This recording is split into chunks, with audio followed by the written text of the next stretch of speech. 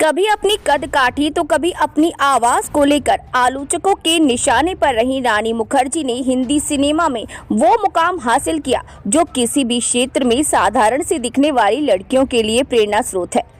फिल्मी परिवार में जन्म लेने के बाद भी रानी मुखर्जी के लिए ये सफर आसान नहीं था। आर्थिक तंगी की वजह से उन्होंने एक्टिंग की राह चुनी और एक के बाद एक फिल्मों में उनका कद लगातार बढ़ता चला गया। 21 मार्च 1978 को जन्मी रानी मुखर्जी आज अपना 47वां बर्थडे मना रही हैं। इस मौके पर जानते हैं उनकी जिंदगी से जुड़े कुछ खास किस्से। रानी मुखर्जी एक्टिंग प्रोफेशन में आने से पहले वकील या इंटीरियर डिजाइनर बनना चाहती थी, लेकिन घर की आर्थिक स्थिति खराब होने की वजह से एक्टिंग प्रोफेशन में आना पड़ा। इस बात का खुलासा रानी ने एक इंटरव्यू के दौरान किया था। उन्होंने बताया कि जब उन्हें पहली फिल्म राजा की आएगी बारात का ऑफर मिला, तब उनकी मां ने उन्हें फिल्म करने का सुझाव दिया था। रानी मुखर्जी ने अपने एक इंटरव्यू में ये भी बताया कि जब मैं बड़ी हो गई तो मुझे एक फिल्म का ऑफर मिला था और फिर मेरी मां ने बड़ी ही विनम्रता से मुझे कहा कि एक बार एक्टिंग में हाथ आजमा कर देखो। अगर सब कुछ ठीक नहीं रहता तो तुम वापस अपनी पढ़ाई जारी रख सकती हो। शायद उस वक्त मुझे बिल्कुल भी अंदाजा नहीं था कि मेरे परिवार को आर्थिक मदद की जरूरत थी। रानी मुखर्जी ने अपने पिता राम मुखर्जी के डायरेक्शन में बनी बंगाली फिल्म बेयरफुल से एक्टिंग में डेब्यू किया। इसके बाद उन्होंने हिंदी फिल्म राजा की आएगी बारात से बॉलीवुड में डेब्यू किया। इस फिल्म में रानी अमजद खान के बेटे शादाब खान के साथ नजर आई थीं। उन दिनों लोग रानी मुखर्जी की हाइट और आवाज को लेकर मजाक उड़ाया करते थे। यहाँ तक कि आमिर खान की फिल्म गुलाम में उनकी आवाज को मोना घोष ने डब किया था। रानी मुखर्जी ने अपनी कमजोरी को ही अपनी ताकत बना लिया। उनकी अलग आवाज ही उनकी पहचान बन गई। डायरेक्टर विवेक शर्मा ने रानी मुखर्जी को फिल्म में कुछ कुछ होता है से जोड़ा और एक किस्सा भी शेयर किया। डायरेक्टर ने बताया कि कुछ कुछ होता है में मैंने करण जौहर और यश अंकल से कहा कि रानी की ओरिजिनल आवाज में इसे डब करेंगे। इस पर काफी बहस भी हुई। फिर मैंने रानी की आवाज डब करके उसे मिक्स किया, फिर यश अंकल और करण को सुनाया। सबको रानी की आवाज पसंद आ गई और इस फिल्म से रानी की आवाज उनकी पहचान बन गई। बता दें कि विवेक शर्मा ने उस समय करण जौहर की फिल्म कुछ कुछ होता है का प्रोडक्शन डिजाइन किया था। रानी मुखर्जी ने कहा था कि अगर वो सोचकर हार मान जाती कि लोग मेरी आवाज के बारे में क्या सोचते हैं तो मेरी आवाज आज पसंद नहीं की जाती। मैंने खुद की फिल्में डब नहीं की होती तो लोग आज मुझे मेरी आवाज से नहीं पहचानते। लोगों ने कल्पना भी नहीं की थी कि मेरी आवाज इतनी खास हो सकती है, पर ऐसा हुआ।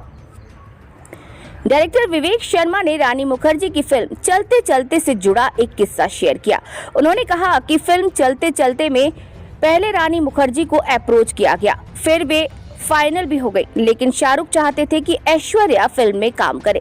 उनको लग रहा था कि ऐश्वर्या फैशन डिजाइनर और बुटीक चलाने वाली लड़की के किरदार में फिट बैठेंगी। रानी को बिना बताए ऐश्वर्या को लेकर फिल्म शुरू कर दी गई। एक गाना और 2 सीन भी शूट हो गए थे। शूटिंग के दौरान सलमान ने शाहरुख से झगड़ा किया और ऐश्वर्या को भी मारा। इसके बाद ऐश्वर्या को ड्रॉप करके रानी को लिया गया। रानी और उनकी मां ने कहा था कि हमें पता था कि हमारी किस्मत में जो होगा उसे कोई भी नहीं ले सकता। जब रानी मुखर्जी ने गोविंदा के साथ पहली फिल्म हद कर दी आपने की तो यहीं से उनके और गोविंदा के बीच अफेयर के चर्चे शुरू हो गए।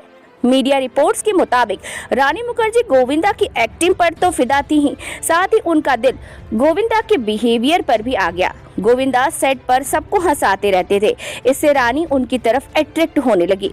बताया जाता है कि गोविंदा रानी मुखर्जी का नाम कई प्रोड्यूसर और डायरेक्टर के सामने रिकमेंड भी करने लगे थे। खबरों की माने तो गोविंदा कुछ समय के लिए अपना घर छोड़कर रानी मुखर्जी के साथ रहने भी लगे थे। रानी के पेरेंट्स को भी उनके इस रिश्ते के बारे में पता था, लेकिन उन्होंने इस रिश्ते को स्वीकार करने से मना कर दिया। खबर तो ये भी थी कि गोविंदा रानी की डिमांड पर उन्हें फ्लैट, डायमंड और कार तक गिफ्ट करते थे। जब गोविंदा की पत्नी ने उन्हें छोड़ने का फैसला लिया तब उनकी आंखें खुली। गोविंदा अपना शादीशुदा रिश्ता खत्म नहीं करना चाहते थे, इसीलिए उन्होंने रानी मुखर्जी से रिश्ता खत्म कर लिया। उसी समय एक इंटरव्यू के दौरान रानी मुखर्जी ने गोविंदा के साथ अफेयर की खबरों पर चुप्पी तोड़ते हुए उन्हें अपना हमदर्द बताया। एक्ट्रेस ने कहा था कि नीलम, रवीना टंडन, करिश्मा कपूर और भी कई एक्ट्रेस हैं जिन्होंने गोविंदा के साथ फिल्म में काम किया। उनका भी नाम गोविंदा के साथ जोड़ा गया है। मैं अकेली नहीं हूँ। गोविंदा एक बहुत ही अच्छे दोस्त हैं जिन्हें मैं अपना हमदर्द मानती हूँ। करिश्मा कपूर से सगाई टूटने के बाद रानी मुखर्जी की बच्चन परिवार से काफी नजदीकियां बढ़ी। बताया जाता है कि बंटी और बबली की शूटिंग के दौरान अभिषेक और रानी की अच्छी दोस्ती हुई थी, जो बाद में प्यार में बदल गई। बात दोनों की शादी तक पहुंच गई थी, लेकिन एक दिन दोनों के ब्रेकअप की खबर सामने आई और जिससे हर कोई हैरान रह गया। इस तरह के ढेरों किस्से हैं रानी मुखर्जी के संघर्ष के। एक फिल्मी परिवार से होने के बाद भी उन्होंने बहुत तगड़ा सफर तय किया।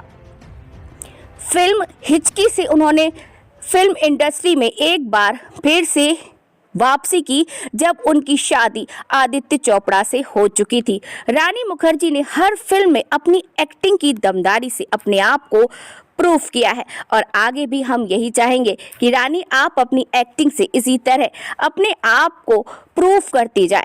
अगर उनकी फिल्म मर्दानी की बात करें तो उसमें उन्होंने दिल छू लेने वाली भूमिका निभाई। फिल्म मर्दानी में रानी मुखर्जी ने एक बहादुर और ईमानदार पुलिस ऑफिसर शिवाजी रॉय की भूमिका निभाई और इस किरदार में उनकी काफी सराहना भी हुई। इस फिल्म के सीक्वल मर्दानी 2 में भी रानी मुखर्जी का वही तेज तर्रार पुलिस अफसर का किरदार देखने को मिला। Film Mrs Chatterjee versus Norway में रानी मुखर्जी ने असल जिंदगी में अपने 2 बच्चों के लिए नॉर्वे सरकार से भिड़ जाने वाली एक भारतीय महिला के किरदार को अपने दमदार अभिनय के द्वारा दिखाया। इस तरह से हर फिल्म को उन्होंने एक चैलेंज की तरह लिया और अपने आप को प्रूफ भी किया। चाहे रोमांटिक सीन हो और या फिर तेज तर्रार महिला की भूमिका, हर जगह रानी मुखर्जी अपने आप को प्रूफ करती चली गई और फिल्मी करियर में सफलता हासिल करती चली गई और आज एक सफलता के मुकाम को हासिल किया। छोटे कद, कर्कश आवाज उनके रास्ते को नहीं रोक पाई और आज उनका बर्थडे है। तो हम यही कहेंगे कि रानी जी इस तरह आगे बढ़ते जाइए और अपने बर्थडे के साथ साथ अपनी कामयाबी को भी सेलिब्रेट करते जाइए। आज का ये वीडियो आपको कैसा लगा कमेंट बॉक्स में कमेंट करके ज़रूर बताएं। चैनल को लाइक करें, सब्सक्राइब करें और शेयर भी करें। वीडियो देखने के लिए धन्यवाद।